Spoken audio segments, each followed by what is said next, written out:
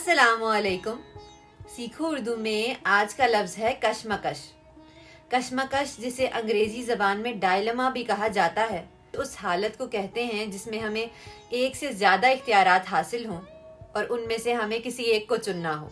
कशमकश उलझन पैदा करती है। एक से ज़्यादा काम करना भले ही इंसान के लिए एक आम सी बात बन चुकी है, मगर वो इस कशमकश में हमेशा रहता है कि कौन सा काम पहले किया जाए और कौन सा काम बाद में। खैर, ये भी इस बात पर मुनहसर करता है कि दोनों में से कौन सा काम ज्यादा तवज्जो का हकदार है। लेकिन अगर दोनों काम ही बराबर तवज्जो के हकदार हों तो फैज अहमद फैज साहब कशमकश की इस हालत को इस तरह लिखते हैं कि वो लोग बहुत खुशकिस्मत थे जो इश्क को काम समझते थे या काम से आशिकी करते थे।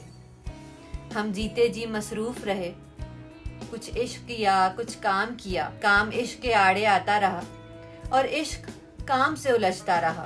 फिर आखिर तंग आकर हमने दोनों को अधूरा छोड़ दिया। अहमद फराज साहब लिखते हैं कि जब तुझे याद करें कारे जहां खींचता है, जब तुझे याद करें कारे जहां खींचता है, और फिर इश्क वही कोहे गरां खींचता है।